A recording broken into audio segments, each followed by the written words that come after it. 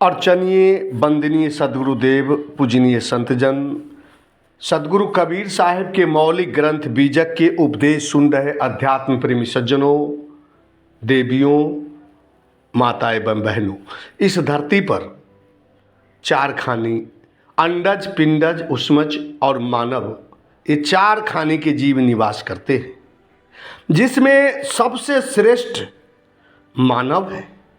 मानव को सदगुरु कबीर साहब राजा कहकर उससे सवाल पूछ रहे हैं कि हो राजा राम, इस धरती पर बहुत बड़ा झगड़ा फंसा हुआ है और जो उस झगड़ा को फैसला कर देगा, जो उस झगड़ा का निपटारा कर देगा, वह सारे बंधनों से मुक्त होकर कृतार्थ हो जाएगा।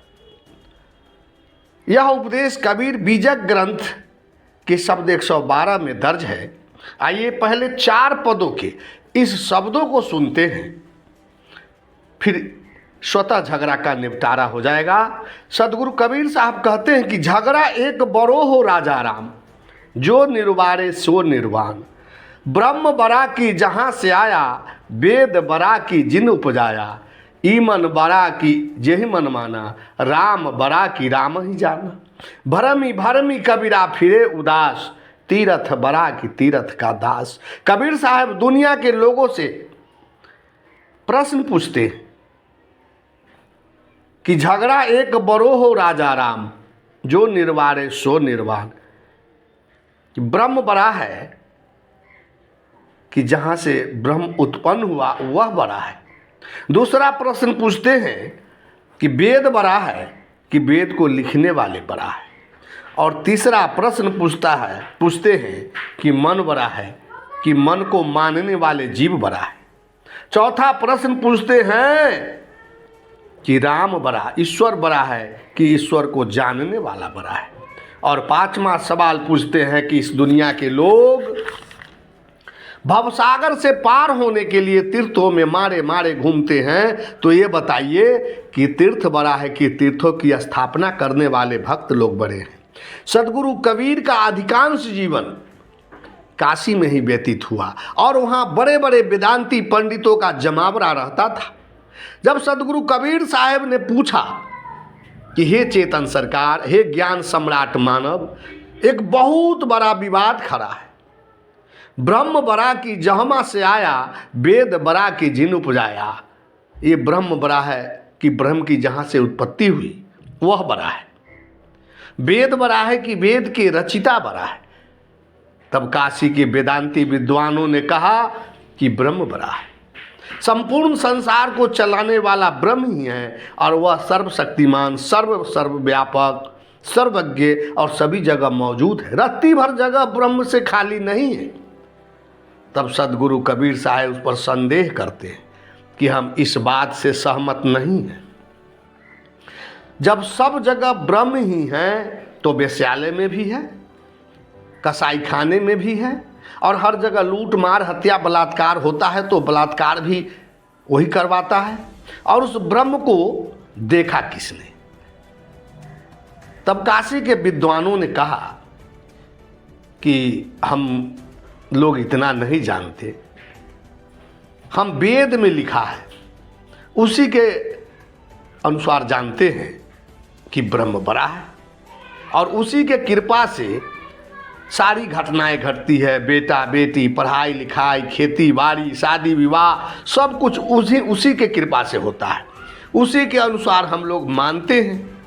तब सदगुरु कबीर साहब फिर उन विद्वानों से पूछते हैं कि वेदों में लिखा है कि ब्रह्म ही सर्वश्रेष्ठ है, तो वेद को लिखा किसने? तब वहाँ उपस्थित विद्वान कहते हैं कि वेद अपौरुषेय है, वेद को किसी ने नहीं लिखा। वेद तो परमात्मा की वाणी है और वेद आकाशीय ग्रंथ है, परमात्मा का भेजा हुआ है। सदगुरु कबीर साहब धर्म और अध्यात्म क्षेत्र के वैज्ञानिक पुरुष हैं और प्रकृति विरुद्ध बातों को बिल्कुल विरोधी, वो कतई बर्दाश्त नहीं कर सकते हैं। तब सदगुरु कबीर साहब उस पंडितों से कहते हैं कि ब्रह्म का अर्थ होता है श्रेष्ठ और मनुष्य का आत्मा ही ब्रह्म है। वही सर्वोपरि है। सर्वप्रथम ये ब्रह्म सबसे बड़ा है, ये आवाज़ आत्मा की आवाज़ है। सर्वप्रथम मनुष्य ये कल्पना करता है कि इतना बड़ा सृष्टि है, सारा सृष्टि नियमबद्ध चल रहा है, तो कोई ना कोई चलाने वाला जरूर है। ये आवाज़ आत्मा की आवाज़ है। और वेद में लिखा हुआ है कि ब्रह्म बड़ा है, ब्रह्म सत्यं जगत मिथ्या जीवो ब्रह्मैव नापर। आदि शंकराचार्य जी ने कहा कि ब्रह्म सत्य है और संसार मिथ्या है और जीव ही ब्रह्म है। तो सारे ग्रंथों, ज्ञान विज्ञान मनुष्य का लिखा हुआ है। जितने आविष्कार हुए हैं और हो रहे हैं सब जीव ही कर रहे हैं, इसलिए आत्मा ही सर्वश्रेष्ठ है। इससे अलग कोई ईश्वर परमात्मा नहीं है। कबीर साहब फिर विद्वानों से पूछते हैं कि वेद तो मनुष्य ने लिखा है, तो अब बताओ कि सर्वश्रेष्ठ मनुष्य हुआ कि नहीं। तब पंडितों ने पंडित कहता है, विद्वान लोग कहते हैं कि यह सब हम नहीं जानते हैं, हम लोग राम को मानते हैं, ईश्वर को मानते हैं कि एक वही सर्वश्रेष्ठ है। राम से तात्पर्य ईश्वर से ही है। फिर कबीर साहब विद्वानों से पूछते हैं कि राम को आप लोगों ने मान लिया है कि वही सर्वश्रेष्ठ है, तो यही बताइए कि मान्यता तो लोग मन से है, तो मन बड़ा है कि मन को मानने वाला बड़ा है, और राम बड़ा है कि राम को जानने वाला बड़ा है। तुम सबों का ईश्वर राम है, मुसलमानों का ईश्वर अल्लाह है, ईसाई का ईश्वर ईसा मसीह है, सिख का नानक देव है, और न जाने अमेरिका, चाइना, रूस इत्यादि देशों के ईश्वर कौन कौन होंगे। तो ये बताइए कि कौन वाला ईश्वर सबसे बड़ा है। तुम्हारा ईश्वर संस्कृत जानता है, मुसलमानों का अल्लाह फारसी जानता है, और विदेशियों का ईश्वर अपने अपने यहाँ का भाषा जानता होगा। इसका निर्णय कैसे होगा? और जो निर्णय कर देगा वही निर्वाण को प्राप्त होगा।